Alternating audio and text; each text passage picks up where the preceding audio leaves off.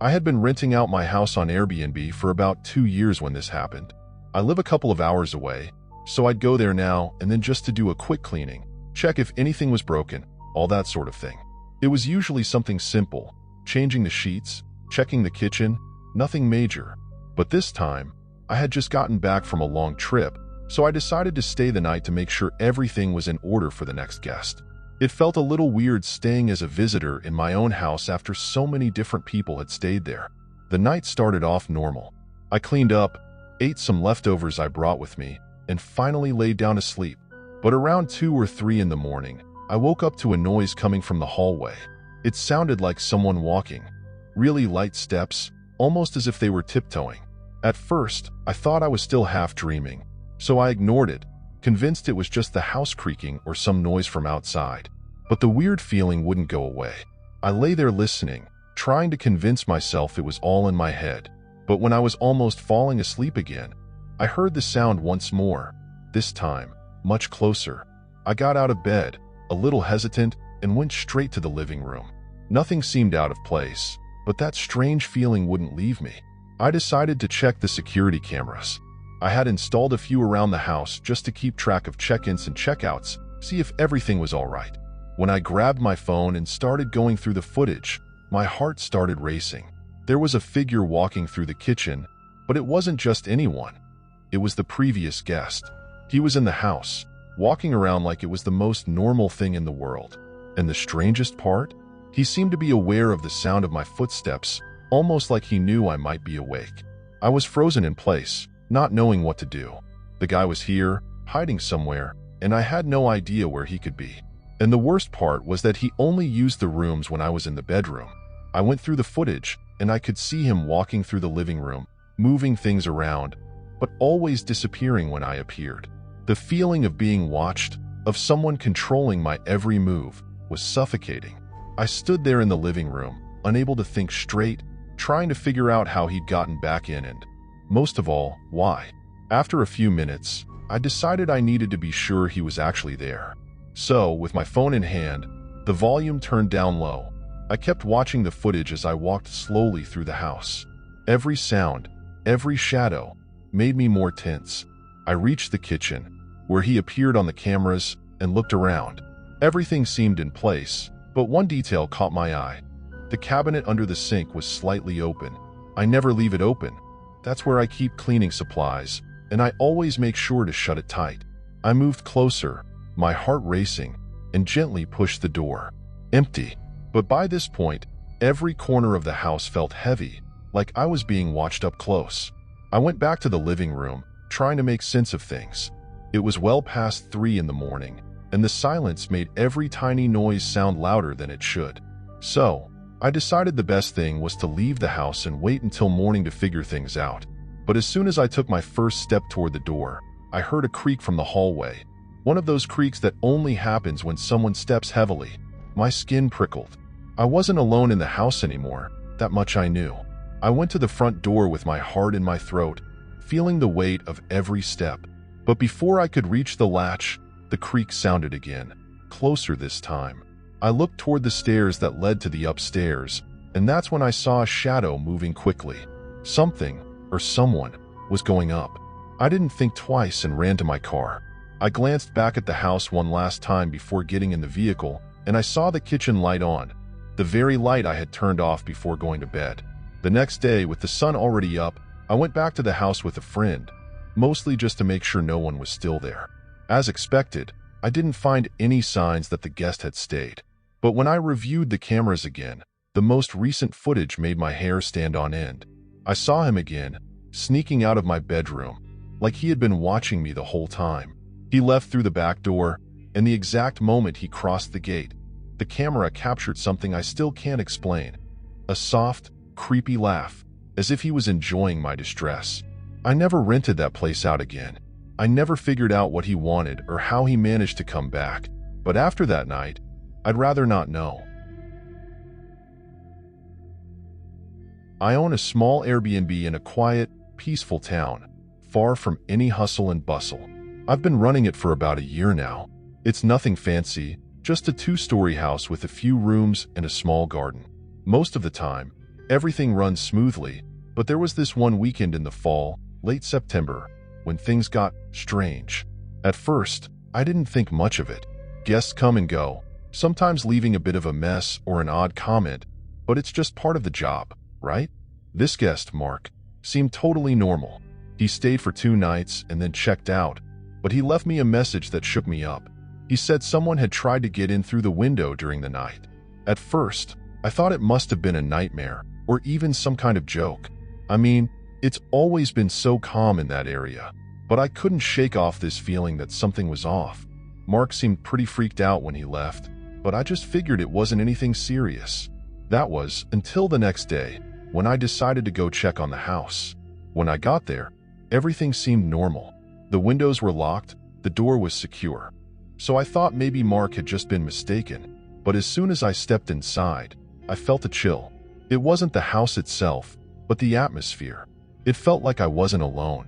I put my hand on the doorknob and stepped into the living room. The house was so quiet, you could hear the wind outside. I went straight to the windows, all locked as I'd expected, but something was bugging me. I looked around, trying to figure out what felt out of place. Then I noticed the handle on the front door. It was smudged, like someone had touched it with dirty hands, or even something sticky. It wasn't just a light touch. It looked like someone had been there, trying to get in, trying to force the door. By then, I wasn't feeling so calm anymore. I was sure I'd locked everything when I came in, so why was it like that? I decided to stay the night just to keep an eye on things. I lay down on the couch in the living room, but I couldn't sleep. The house, which had always felt welcoming, now felt crowded, like something or someone was watching me. I kept an eye on the windows and the doors, constantly checking for anything out of the ordinary. Nothing happened until the early hours when I started to hear this faint noise, like a whisper, coming from somewhere behind me. At first, I thought it was just my mind playing tricks, but the whispering continued. It sounded like voices, but I couldn't make out what they were saying. The air got heavy, and a deep sense of dread crept over me. I got up to check things out. The house was completely dark, and the whispers seemed even closer now. I took a deep breath and walked over to the door. I looked out the window but didn't see anything. Nothing. But the air felt different, heavier, like something was about to happen. I put my hand on the door handle, and that's when I noticed something even stranger. It was damp. It hadn't rained. The night was dry. The handle was damp, like someone had been there recently. Cold sweat ran down my back, and a wave of fear hit me hard. I stood there for a few seconds, trying to make sense of what was happening, when I heard something in the hallway. Footsteps, slow and steady, like someone was walking toward my room. But I knew there was no one else there. Fear was building up, and I didn't know what to do. All I wanted was to get out, but the feeling that I was being watched was so strong. I could barely move. I was trapped in a house that seemed, at once, completely normal and utterly wrong. The sensation of being watched kept intensifying until, at one point, I looked out the bedroom window and saw something that made my blood run cold. Out in the darkness, there was a shadowy figure standing under a tree on the edge of the garden. It was tall, rigid, staring directly at my window. I couldn't tell who it was or what it wanted, but the feeling of being watched up close was terrifying. My body froze, but somehow, I couldn't look away from that figure. It seemed motionless, but it was impossible to tell if it was waiting for something or just watching me. The worst part was that as I stared, the feeling that someone else was in the house, inside, got even stronger. I walked slowly down the hall, checking every corner, every shadow. But nothing seemed out of place, not even the front door, which was still locked. That figure outside was still there, like it was waiting for something, giving me a sense of urgency I couldn't explain. Then, out of pure instinct, I grabbed my phone and called the police. I told them I felt like someone was trying to break into the house. I knew the chances of them getting there quickly were slim, but I couldn't wait any longer. The phone ringing felt like it took forever, and the sense of being completely alone intensified as I waited. During those minutes, the whispers came back. This time, they were clearer, louder. They were coming from inside the house, specifically from upstairs. My heart was pounding.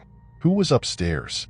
I was there alone, but it felt like something, or someone, had been in that place long before me. Like somehow, I was being watched and stalked, as if I wasn't the owner anymore, just an intruder. When the police finally arrived, it took them a few minutes to get inside, but it felt like an eternity. They walked through the house with me, checking everything, but they didn't find anything out of place. No broken windows, no forced doors, nothing to show anyone had been inside or tried to break in. But what really sent chills down my spine was when they went upstairs and found the doorknob to the guest room smudged, just like I'd seen before. They couldn't explain it, but advised me not to stay there alone again. I left the house and never looked back. I couldn't explain what had happened, but since that day, the Airbnb was never the same. The house remains empty, and every time I pass by it, I get a shiver. The feeling of being watched has never left me. Sometimes, I think that something or someone is still there, waiting for its next victim. All I know is that after that night, I never went back to that house. And honestly, I hope no one else ever has to go through what I experienced there. In 2019, I was on a solo road trip, just me and my old car, driving through small towns in the countryside. Since I didn't have a lot of money, I usually looked for the cheapest places to stay. Motels, old ghost houses, those inns that had seen better days, you know? One night, I found a pretty simple inn in a tiny town that felt almost forgotten. The sign was faded, the paint was peeling, but it was cheap, and the owner seemed friendly. He was an older man, probably in his 60s, with thinning white hair and these blue eyes that, I don't know, gave off a strange vibe, kind of unsettling. As he showed me to my room, he mentioned that the house had an off-limits attic, but I didn't think much of it. I was way too tired to worry about anything except sleep. Around midnight, I started hearing a strange noise from above, like someone walking in the floor above me. The footsteps were heavy, slow, like whoever was up there wanted to be heard. At first, I thought it might be some animal, or just the sounds of an old house creaking. But after a while, the footsteps got louder, more deliberate, like the person was pacing back and forth on purpose, almost taunting me. Curiosity started to take over, so I got out of bed and stepped into the hallway, where I could see the stairs leading up to the attic. The light was dim, and the whole place was dead quiet, but something caught my eye. The attic door was slightly open, even though the owner had assured me it was supposed to be locked. I stood there, just staring at that open door, and by now I had that sinking feeling in my stomach, you know? But something was pulling me toward it, this strange curiosity. I took a few steps toward the stairs, trying to make as little noise as possible, but each step creaked loudly, echoing through the empty house. When I got close to the attic door, I noticed a strange smell, like mold mixed with something rusty, almost metallic. I took a deep breath and gently pushed the door open, letting it swing fully. The faint light from the hallway lit up only a small part of the attic. The rest was just darkness. As my eyes adjusted to the dim light, I could see the place was practically empty. No furniture, no boxes, just dust and a few old wooden beams. That's when something on the opposite wall caught my attention. In big, uneven letters, someone had written a clear message: "Run while you can. The owner of this house is a maniac." I froze. The letters looked like they'd been painted with something dark, and each word seemed pressed into the wall with force, like a desperate warning. My heart started racing, and in that moment, I didn't know what to do. It felt like everything around me got heavy, suffocating, and I began to feel like something was really wrong in this place. At that point, my instincts were telling me to run, but at the same time, doubts started eating away at me. Was this some kind of joke? A prank from someone who stayed here before? But then again, it didn't really make sense. The owner didn't seem like the type to let anyone mess with his property like that, especially not by writing on the attic wall. I stared at the message for a few seconds, trying to make sense of it, and panic slowly started creeping up. It was like the warning was hammering itself into my head. I needed to get out of there and fast. Then, I heard a creak right behind me, coming from the hallway. Frozen, I turned my head slightly and saw a shadow moving downstairs, near the staircase. My heart was in my throat. I tried to take a step back, but I stumbled over a loose floorboard, making a loud noise. The shadow stopped moving. I stood there, barely breathing, trying to stay as quiet as possible. All I could think was that I needed to get out of the attic without being noticed. But every movement felt risky, like any sound would give me away. I took a deep breath and started moving slowly, each step calculated, almost holding my breath. My eyes were fixed on the staircase, trying to see if the shadow was still there. Little by little, I made it to the attic door and started down the steps, each one creaking way too loudly for my liking. With every crack of the wood, my heart jumped, and I felt like any second someone might appear behind me. When I finally reached the hallway, I looked around, but there was no one. The house was silent, the kind of silence that only makes everything feel more off. I knew I needed to get out of there fast, but as I took a step toward my room, a low voice, almost a whisper, came from downstairs. I couldn't make out the words, but it was raspy, like someone speaking in anger. My whole body went cold, and for a second, I thought about hiding, but the fear was so intense that I just wanted to run.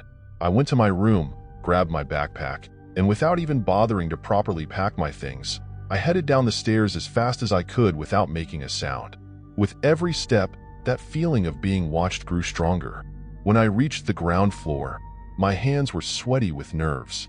I looked down the hallway toward the front door, and to my surprise, the owner was standing right there, in front of the exit, with that fixed stare and a smile that didn't match the calmness he had shown earlier. He didn't say a word, just stood there, watching me, and I could tell he knew I'd seen the attic. My stomach turned. All I wanted was to get out, but I knew that if I showed any panic, he might catch on. With my voice shaking, I said something like, "I think I'll hit the road early, change of plans."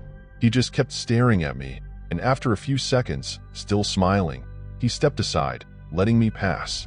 I walked past him quickly, avoiding looking back, and as soon as I got through the door and into the street, the heavy feeling of the house lifted. I didn't look back once. I got in my car, started the engine, and drove away from that town as fast as I could. To this day, that message in the attic and the way he looked at me have never left my mind. And let me tell you this, I'll never ignore a warning like that again. I just wanted some peace, to be honest. This happened a few years ago, when I was really burnt out from work.